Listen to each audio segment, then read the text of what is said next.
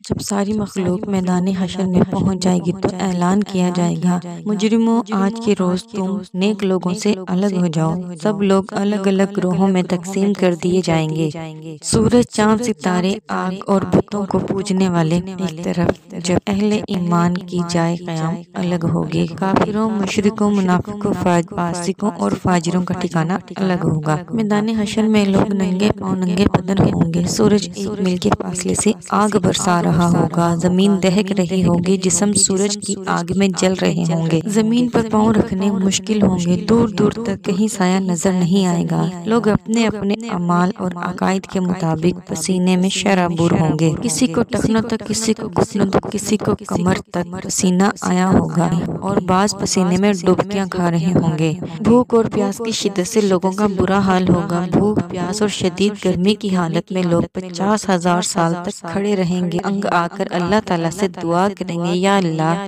ہمیں اس مصیبت سے نجات دلا، خواہ جہنم میں بھیج دے۔ جب لوگ لاچار ہو کر حضرت آدم علیہ السلام کی خدمت میں حاضر ہوں گے اور عرض کریں گے، اللہ تعالیٰ نے اپنے ہاتھوں سے آپ کو فرشتوں سے سجدہ کروایا، جنت میں جگہ دی، آج آپ ہماری سفارش کر دیں کہ اللہ تعالیٰ حساب کتاب شروع کر کے ہماری حشر کی تکلیف کو ختم کر دے۔ حضرت آدم علیہ السلام فرمائیں گے، آج میرا رب اس قدر غصے میں، اس سے پہلے کبھی نہ ہوا نہ آئندہ ہوگا، مجھ سے جنت میں اللہ تعالیٰ کی نافرمانی ہو گئی تھی، جس کی وجہ سے مجھے اپنی جان کی فکر ہے، لہٰذا میں سفارش نہیں کر سکتا، تم لوگ نوح علیہ السلام کے پاس چلے جاؤ۔ سب لوگ باری باری سب انبیاء کرام کے پاس جائیں گے اور سب یہی جواب دیں گے کہ آج ہمارا رب اس قدر غصے میں ہے، نہ پہلے کبھی ہوا تھا اور نہ ہی کبھی ہوگا۔ پھر لوگ حضرت محمد صلی اللہ علیہ وآلہ وسلم کے پاس جائیں گے، ہماری کیا حالت ہو رہی ہے، اپنے رب کے حضور سفارش کر دیجئے۔ حضور پاک صلی اللہ علیہ وآلہ وسلم کے آگے عرض کریں گے اور گڑ گڑا کر دعا کریں گے کہ وہ ہمارا حساب کتاب کا آغاز فرمائیں۔ رسول العالمین فرمائیں گے، ہاں آج کے روز سفارش کے لائق میں ہی ہوں، چنانچہ آپ صلی اللہ علیہ وآلہ وسلم کو میدان حشر سے شفاعت کے بلند ترین مقام پر پہنچا دیا جائے گا، جو جنت میں عرش الہی کے نیچے ہوگا۔ پہنچ کر آپ صلی اللہ علیہ وآلہ وسلم اپنے رب کے حضور سجدہ میں گر پڑیں گے اور اللہ تعالیٰ کی حمد و ثنا کریں گے۔ پھر جب اللہ تعالیٰ کا غصہ کم ہوگا تو اللہ تعالیٰ ارشاد فرمائیں گے، اے محمد سر اٹھاؤ اور سوال کرو، سفارش قبول ہوگی۔ یہی شفاعت کبریٰ ہوگی۔ شفاعت کبریٰ کی منظوری کے بعد رسول اکرم صلی اللہ علیہ وآلہ وسلم مقام محمود سے میدان حشر میں واپس تشریف لائیں گے۔ اس کے بعد حق تعالیٰ فرشتوں کے ساتھ میدان حشر میں نازل ہوں گے۔ 8 فرشتوں نے اللہ تعالیٰ کا عرش تھام رکھا ہوگا، عدالت الہی قائم ہو جائے گی، ملائکہ، انبیاء، اولیاء اور صالحین کو بطور گواہ طلب کر لیا جائے گا۔ فرشتوں کو حکم ہوگا کہ وہ لوگوں میں نامہ اعمال کی تقسیم شروع کر دیں۔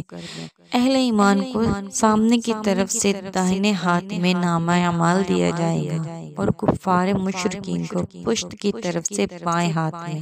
اعمال نامہ پر نظر ڈالتے ہی ہر آدمی کے سامنے اس کی ساری زندگی کا کچا چٹھا کھل جائے گا۔ بھولے بسرے ماضی کی ساری باتیں یاد ہو جائیں گی۔ اہل ایمان کے روشن چہرے کچھ اور بھی روشن اور تر و تازہ ہو جائیں گے اور خوشی خوشی دوسروں کو اپنا نامہ اعمال دکھائیں گے، لوگو آؤ میرا نامہ اعمال پڑھو۔ جبکہ کفار اور مشرکین کے چہروں کی سیاہی میں کچھ اور اضافہ ہو جائے گا، ذلت ان کے چہروں پر چھا جائے گی، حسرت اور ندامت سے وہ اپنے ہاتھوں کو چبائیں گے۔ نامہ اعمال کی تقسیم کے بعد سوال جواب کا سلسلہ شروع ہوگا۔ اللہ سبحانہ تعالیٰ جس سے چاہیں گے سوال کریں گے، سب سے پہلے مشرکوں سے پوچھا جائے گا انہوں نے شرک کیوں کیا؟ مشرک انکار کر دیں گے اور اللہ تعالیٰ کی قسم کھا کر کہیں گے ہم نے تو کبھی شرک ہی نہیں کیا۔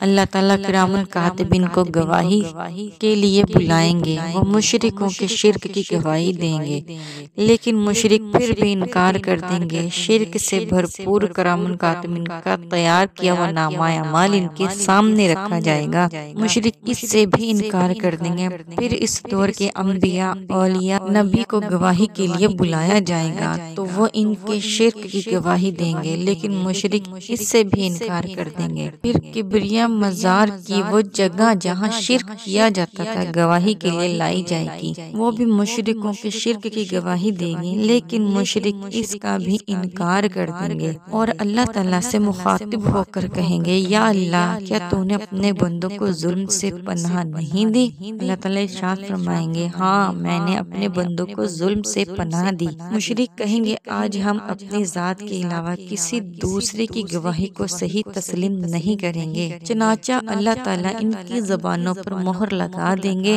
اور ان کے اعضاء کو بولنے کی طاقت دیں گے۔ تب مشرکوں کے اعضاء گواہی دیں گے کہ ہاں واقعی یہ شرک کرتے تھے اور یوں ان پر جہنم واجب ہو جائے گی۔ مشرک اپنے اعضاء کو لعن طعن کریں گے کہ ہم تو تمہیں جہنم سے بچانے کی کوشش کر رہے تھے۔ جواب میں اعضاء کہیں گے جس اللہ نے تمہیں قوت عطا فرمائی ہے اس نے ہمیں بولنے کا حکم دیا تھا، ہم کیسے انکار کر سکتے تھے؟